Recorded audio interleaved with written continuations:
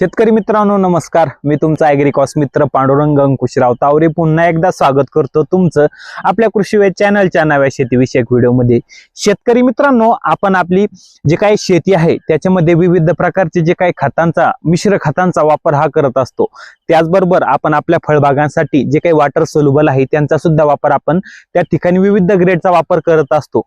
पण मित्रांनो, आपण ही जे काही मिश्र खत वापरतो मग त्याच्यामध्ये 10-26-26, 12-32-16, DAP, 20-20-0-13, तर मित्रांनो हे जे काही मिश्र खत आहे व त्याचबरोबर जे काही वॉटर सोल्युबल आहे मग त्याच्यामध्ये 19-19, 13-0-45, 13-40-13, 0-52-34, 0-60-20. तर मित्रांनो, हे जे काही विद्रव्य खत आणि जे काही मिश्र खत आहे तर मित्रांनो हे आपल्याला कंपनी ही आपल्याला डुप्लिकेट देते का ओरिजिनल देते का त्याच्यामध्ये काही भेसळ असणार आहे, त्यात कोणत्या प्रकारची भेसळ ही केलेली आहे. तर मित्रांनो, या व्हिडिओमध्ये आपण हे जे काही खत आहे त्याच्यामध्ये केलेली जी काही भेसळ आहे ती ओळखायची कशी ही सविस्तर माहिती या व्हिडिओमध्ये बघणार आहोत. त्याच्यामुळं व्हिडिओ स्किप न करता शेवटपर्यंत बघा. व तुम्ही जर आतापर्यंत आपल्या चॅनलला सबस्क्राईब केलं नसेल तर प्लीज चॅनलला सबस्क्राईब मात्र नक्की करून घ्या.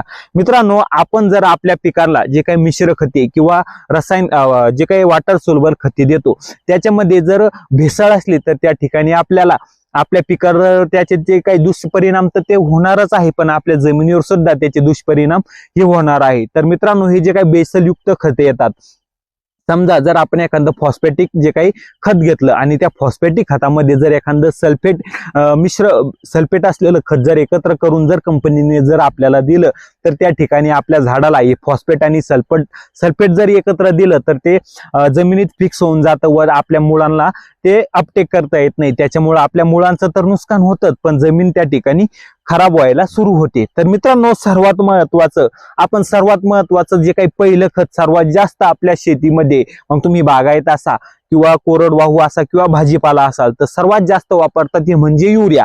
जर आपल्याला युरियाची भेसळ आहे हे ओळखायचं कसं, तर मित्रांनो आपल्याला काय करायचं आहे, युरिया हा घ्यायचा आहे. युरिया हातात घेतल्यानंतर काय करायचं आहे, त्याच्यामध्ये थोडं पाणी टाकायचं आहे आणि त्याला व्यवस्थित घासून बघायचं आहे. मित्रांनो, ते जर पूर्णपणे जर विरघळला व आपल्याला पूर्णपणे हाताला थंडावा जर जाणवला तर आपल्याला समजून घ्यायचं आहे की युरिया हा 100% की त्याच्यात भेसळ वगैरे काहीच नाहीये, युरिया हा ओरिजिनल आहे.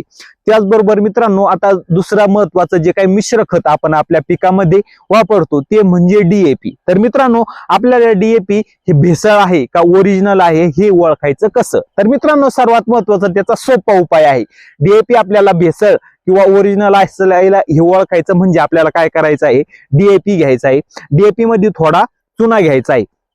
चुना घेतल्याच्या नंतर त्याला व्यवस्थित जे काही चुना आहे ते चोळून घ्यायचा आहे. मित्रांनो, जर ह्या DAP-तून चुना लावल्यानंतर जर तीव्र अमोनियाचा उग्र जर वास आला तर त्या ठिकाणी आपल्याला समजून घ्यायचं आहे की आपलं DAP एकदम ओरिजिनल आहे. तर मित्रांनो, दुसरं आपण फळबागासाठी आपल्या पिकामध्ये वापरल्या जाणार सर्वात महत्वाचं खत म्हणजे MOP म्हणजेच म्युरेट ऑफ पोटॅश. तर मित्रांनो, हे जे काही म्युरेट ऑफ पोटॅशचे जे काही कण आहे ते पाण्यामध्ये पूर्णपणे विरघळतात. व मित्रांनो, आपण जे काही बघतो की हे जे काही पोटॅश येतं ते लाल स्वरूपात येतं. व मित्रांनो, हे जर पोटॅश पाण्यामध्ये 100% जर विरघळलं तर आपण समजून घ्यायचंय की आपलं पोटॅश हे एकदम ओरिजिनल आहे. त्याच्यानंतर जर आपण हे पोटॅश जे काही पाणी आहे पोटॅशचं जे जर पूर्णपणे लाल जर झालं त्या ठिकाणी तर समजून घ्यायचं की आपल्या पोटॅश मध्ये कंपनीने ही घपलेबाजी केलेली आहे व आपले पोटॅश हे 100% भेसळयुक्त आहे. तर मित्रांनो, चौथं महत्वाचं खत म्हणजे आपल्या फळबागामध्ये व इतर जे काही पिकं घेतो त्याच्यामध्ये वापरलं जाणार ते म्हणजे SSP सिंगल सुपर फॉस्फेट. मित्रांनो, सिंगल सुपर फॉस्फेट हे 2 फॉर्म मध्ये येतं. पहिलं म्हणजे जे काही पावडर फॉर्म मधलं आणि दुसरं म्हणजे जे काही येतं ते म्हणजे दाणेदार स्वरूपातलं.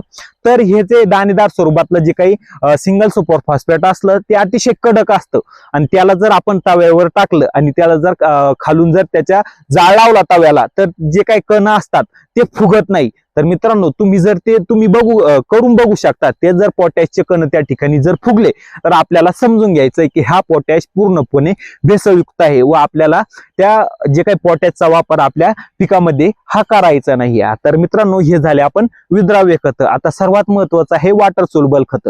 मित्रांनो, तुम्ही कोणत्याही कंपनीचं जे काही वॉटर सोल्युबल जे काही खत घेता मग त्याच्यामध्ये तुम्ही 19-19 घेता असाल, 1261 घेत असाल, 13-045 घेत असाल, 13-40-13 घेत असाल, तर मित्रांनो हे जर त्याचं नावच आहे वॉटर सोल्युबल, जे पाण्यामध्ये पूर्णपणे 100% जर विरघळलं तर आपल्याला समजून घ्यायचं आहे की हे जे काही खत आहे ते ओरिजिनल आहे, व त्याच्यामध्ये जर माती किंवा काडी कचरा जर शिल्लक राहिला पाण्यामध्ये तर आपल्याला समजून घ्यायचंय ती कंपनीनं आपल्याला जे काही भेसळयुक्त खत त्या ठिकाणी दिलेलं आहे. तर मित्रांनो या व्हिडिओमध्ये आपण urea, DAP, potash, single super phosphate आणि हे जे काही वॉटर सोल्युबल आपण आपल्या पिकामध्ये वापरतो ते जर भेसळयुक्त कसे ओळखायचे व आपण त्याच्यासोबत त्याचे ओळखण्यासाठी काय प्रक्रिया करू शकतो सविस्तर माहिती बघितली.